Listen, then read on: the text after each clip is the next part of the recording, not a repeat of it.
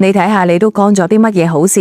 你要做咩啊？仲唔快將煲放下？2011年7月14號傍晚，夜色漸漸降臨，雲南某地嘅村莊亦都逐漸變得寂靜。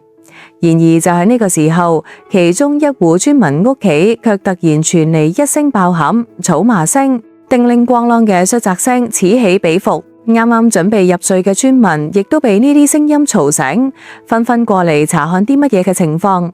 但係最終隨住嗰間屋裏邊傳嚟一聲慘叫，村莊重新歸於寂靜，咁像係乜嘢都冇發生一樣。咁唔係老張家嘅新宅咩？呢個先至搬入去幾日，點就鬧出咁大嘅動靜？出門嘅村民此刻大都認出咗之前聲響傳出嘅地方，正係村民張元涵化名前段時間搬入去嘅新宅。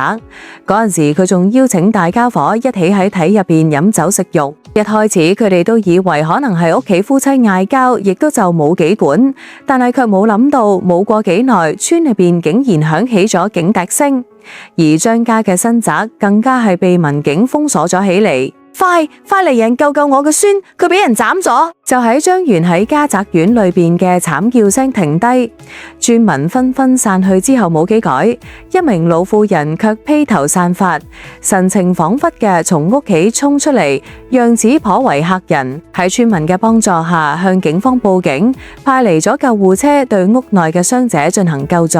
接到報警電話之後，民警同救護人員急速趕嚟，隨後民警將現場封鎖，救護人員即刻對傷者進行施救，但不幸嘅係傷者由於傷勢過重，經搶救無效死亡。經過法醫檢驗之後確認，死者嘅死亡原因為腋窩動脈血管被刺斷，係失血性休克死亡，亦即係話呢一個係一起兇殺案。呢個時候，劉翠芬化名喺民警嘅安撫之下，情緒恢復咗過嚟。聽到噩耗之後，佢嘅情緒再度崩潰，胡淵淵一句完整嘅話都講唔出嚟。再次冷靜落嚟，民警向佢詢問事情嘅經過，可呢個時候劉翠芬卻有啲難以啟齒。呻吟咗片刻之後，呢個先至長嘆咗一口氣，開口道：家醜啊！屋企發生咁樣嘅事情，我都冇咁臉活啦。劉翠芬冷靜落嚟之後，向警方指控咗當晚行兇嘅兇手，亦都講出咗死者嘅身份。而讓人驚訝咁係，佢指控嘅兇手竟然係佢嘅細仔張元壯，而房間裏邊死嘅嗰個人係佢嘅大孫仔張森化名。咁佢講嘅家醜又係點一回事？張元強同張森雖然係叔侄關係，但兩人嘅年齡相差並唔大。張元喺32歲，而張森事發嘅時候亦都已經29歲。事情發生之前，兩人之間並冇太大嘅矛盾。張元行搬家嘅時候，張森仲過嚟幫手，但喺幫手搬完咗屋企，張元行喺屋企殺豬款待嘅時候，兩人卻唔知點解突然大嘈咗一架。感謝各位過嚟幫手，屋企啱宰咗頭豬，到時候都過嚟飲酒食飯。2011年7月嘅一天，張元行新家裝修完畢，一切都收拾妥當，便準備將家具都搬到新家去。期間唔少村民都過嚟幫手，作為親戚嘅張森亦都冇例外。而喬遷之喜本就讓人高興，於是喺搬完家之後，張元行為咗感謝，便喺屋企挑咗一頭豬宰咗，用嚟俾村民擺席慶祝。呢個本來係一件開心嘅事情，可就喺佢同村民飲酒嘅時候，無意間聽到侄仔張森隨口講出咗一句話，下一秒便同佢嘈咗起嚟。得啦，乜再點樣講，你都係佢叔叔噶，佢都係飲醉咗胡講噶，消消氣。一旁飲酒嘅鄰居睇到兩人嘈咗起嚟，趕忙上前講咗幾句，另外幾人將兩人分開。走，你俾我走，以後冇俾我再睇到你。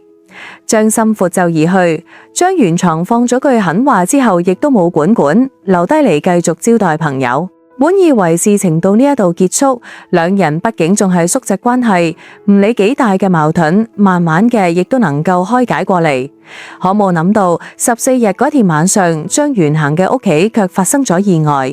案發之後不久，民警將會喺屋企呼呼大瞓嘅張元行叫醒，隨後將其扭送到派出所接受調查。而當民警向佢詢問嗰陣，張元行卻只係嗌咗一句：邊個俾佢當時講咗咁一句話，做咗嗰樣嘅事仲咁囂張，真係以為老實人好欺負，可以隨意欺負。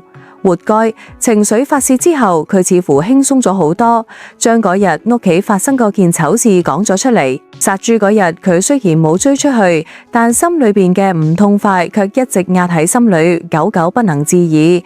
亦都因為此事，心裏邊十分鬱悶。14號佢外出飲酒，結果飲完酒返屋企，啱一打開家門，佢便突然聽到屋裏邊傳嚟一陣奇怪嘅聲音。仔細一聽，嗰聲音就係豬叫聲。屋企嗰頭老母豬前段時間唔係啱殺咗咩？邊度嚟嘅豬叫？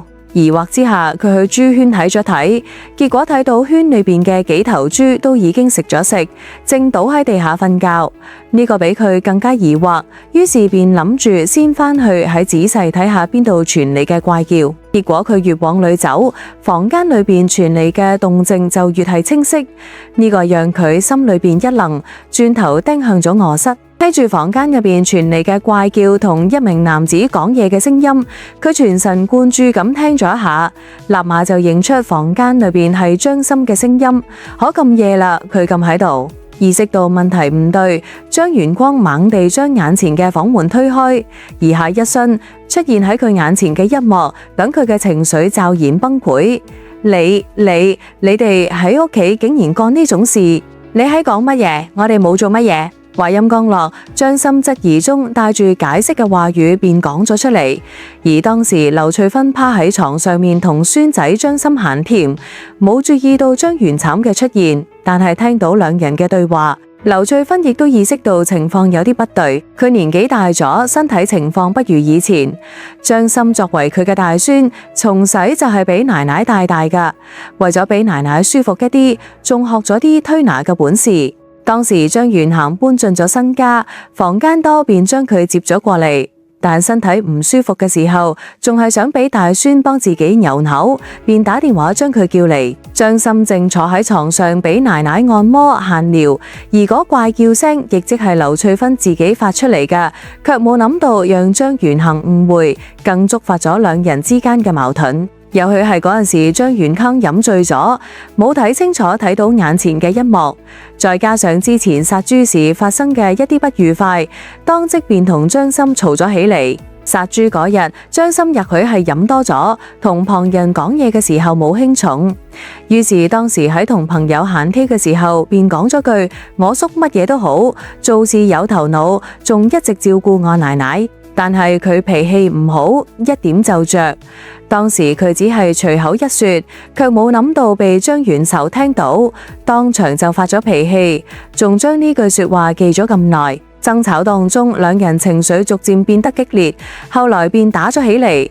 爭執當中，張森捉起一把斧頭就要斬佢，佢跑到廚房攞咗一把刀出嚟，情緒激動之下將佢捅死咗。對唔住，都係我唔好，我冇想殺佢，只係想教訓佢。審訊室裏邊，張元涵喊住向前嚟了解情況嘅大哥大嫂道歉，但係錯誤已經睇下，咁佢亦都需要為自己犯下嘅錯承擔應有嘅代價。根據刑法規定，故意傷害他人身體、致人死亡或者以特別殘忍手段致人重傷造成嚴重殘疾嘅，處10年以上有期徒刑、無期徒刑或者死刑。喺本案中，張元涵因為生活瑣事同家庭糾紛等，同被害人發生衝突，無法正確處理情緒，產生故意傷害他人嘅主觀惡意，最終喺佢傷害之下，導致一人死亡嘅嚴重後果，咁佢嘅行為便涉嫌構成本罪，而等待佢嘅將會係法律嘅嚴懲。